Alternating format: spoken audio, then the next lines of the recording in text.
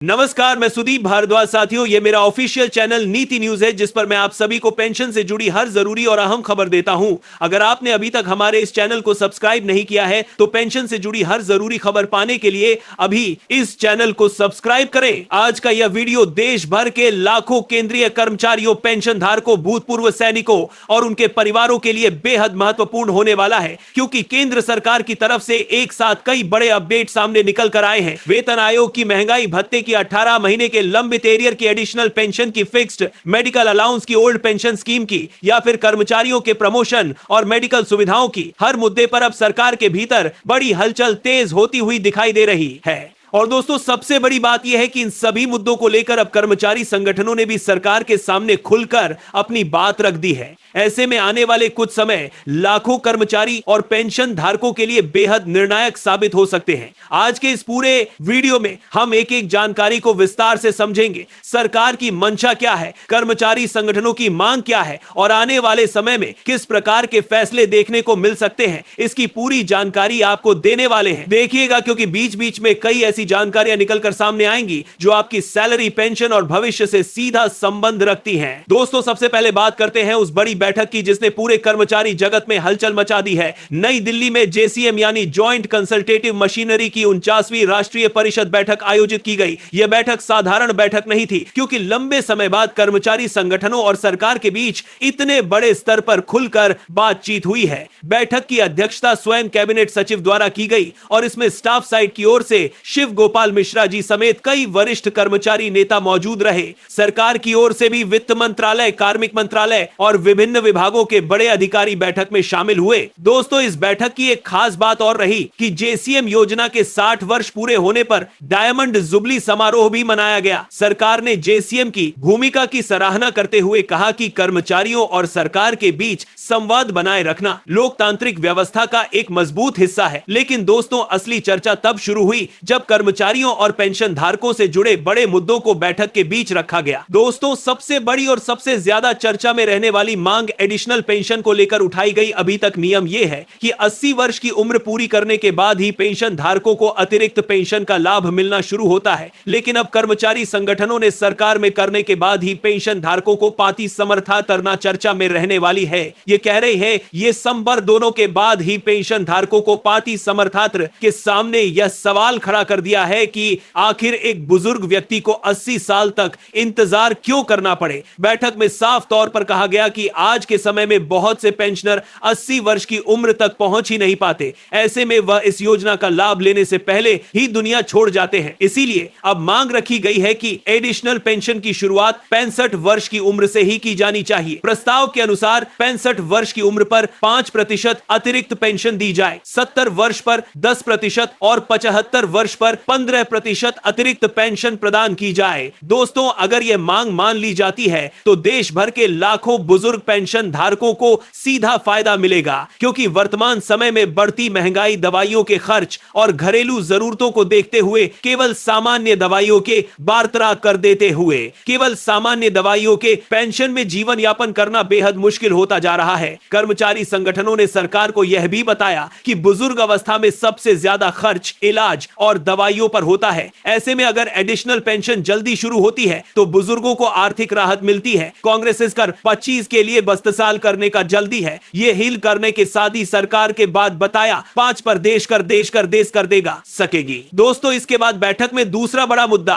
Full family pension का उठा। वर्तमान नियमों के अनुसार यदि किसी पेंशनर की मृत्यु हो जाती है तो उसके परिवार को सीमित फैमिली पेंशन दी जाती है और कुछ समय बाद उसमें भी कटौती कर दी जाती है। लेकिन अब कर्मचारी संगठनों ने साफ तौर पर सरकार से कहा है कि यह व्यवस्था पूरी तरह अन्यायपूर्ण है, क्योंकि जिस परिवार का कमाने वाला सदस्य चला जाता है उस परिवार की आर्थिक स्थिति पहले से ज्यादा कमजोर हो जाती है। ऐसे में परिवार की पेंशन कम करने के बजाय उसे पूरा सरकार के तहत से कमाने वाला करने के बजाय, सरकार को सस्ता, सरकार के बात जानने के बजाय के स्थिति कमाने वाले काम कर रहे हैं। किसी के साथ 200 सरकार के बात जानने के बजाय के अन्यायपूर्ण संबंधी और 200 सरकार के बाद अन्यायपूर्ण सरकार के बाद अन्यायपूर्ण सरकार के बाद अन्यायपूर्ण सरकार के बाद अन्यायपूर्ण सरकार के बाद अन्यायपूर्ण सरकार के बाद संरक्षण मिलना चाहिए। स्टाफ साइड ने सरकार से मांग रखी कि जिस पेंशन का लाभ पेंशनर को मिल रहा था वही पूरी राशि उसके परिवार को भी मिलती रहनी चाहिए। दोस्तों, यह मांग इसलिए भी महत्वपूर्ण मानी जा रही है क्योंकि आज के समय में परिवारों का खर्च लगातार बढ़ता जा रहा है। बिजली, दवाइयां, किराना, इलाज और बच्चों की पढ़ाई का खर्च पहले की तुलना में कई गुना बढ़ चुका है।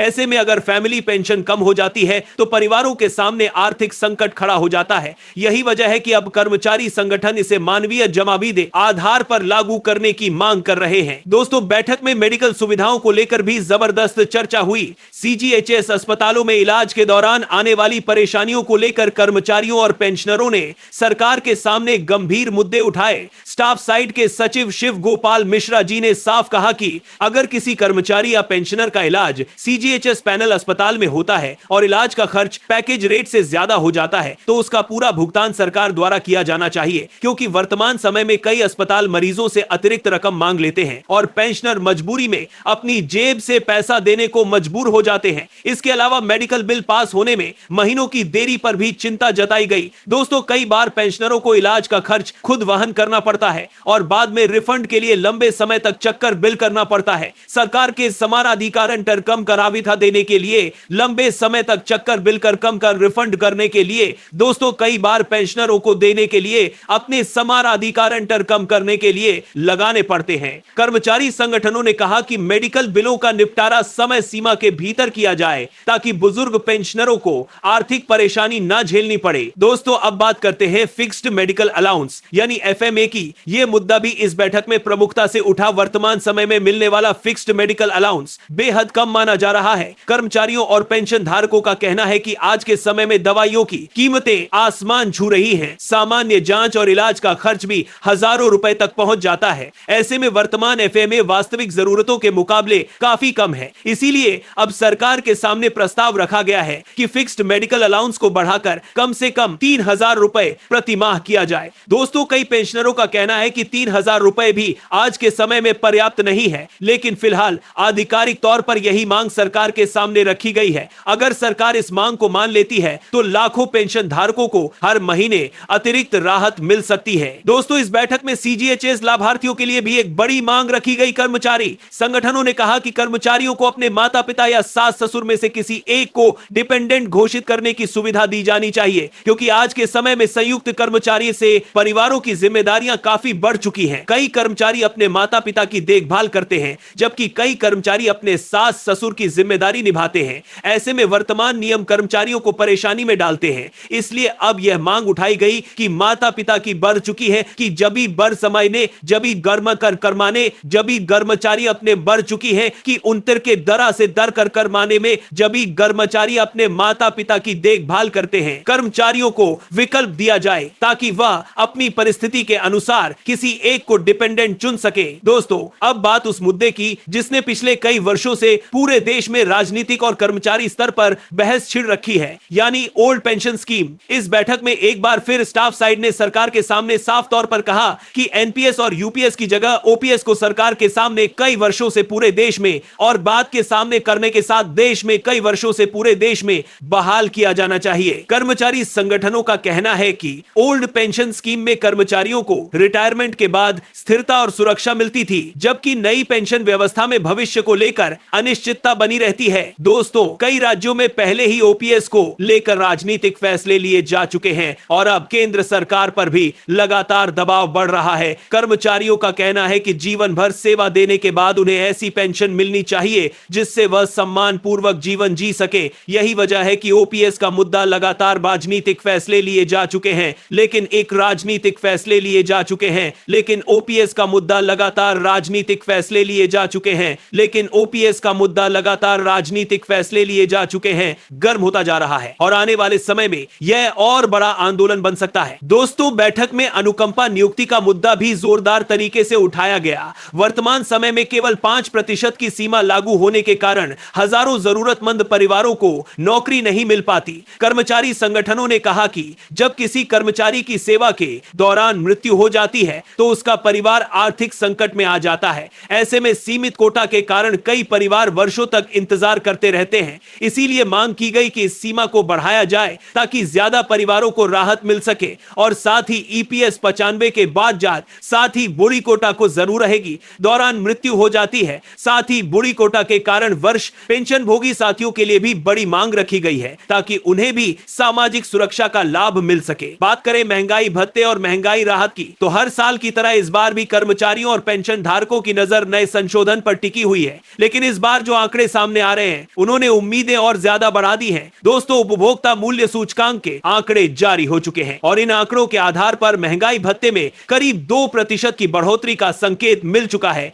अगर आने वाले समय में भी महंगाई इसी तरह बनी रहती है तो कुल 4% तक की बढ़ोतरी देखने को मिल सकती है। दोस्तों, वर्तमान समय में महंगाई भत्ता और महंगाई राहत 60% के आसपास पहुंच चुका है और अगर इसमें 4% की ओर बढ़ोतरी होती है तो यह 64% तक जा सकता है। यह बढ़ोतरी इसलिए भी महत्वपूर्ण मानी जा रही है, लेकिन इस बार महंगाई तेजी से बढ़ रही है और उसी के आधार पर कर्मचारियों को ज्यादा राहत मिलने की उम्मीद दिखाई दे रही है। अब दोस्तों, बात करते हैं सबसे चर्चित मुद्दे यानी 18 महीने के लंबित एरियर की। दोस्तों, कुल मिलाकर देखा जाए तो आने वाले कुछ समय केंद्रीय कर्मचारियों और पेंशन धारकों के लिए बेहद अहम साबित होने वाले हैं। एक तरफ 8वें वेतन आयोग को लेकर उम्मीदें बढ़ रही हैं, दूसरी तरफ महंगाई भत्ते में बड़ी बढ़ोतरी की संभावना दिखाई दे रही है। वहीं additional pension, full family pension, fixed medical allowance, medical सुविधाओं और ओपीएस जैसे मुद्दों पर भी सरकार पर लगातार दबाव बढ़ता जा रहा है। कर्मचारी संगठन अब खुलकर अपनी मांगों को उठा रहे हैं और सरकार भी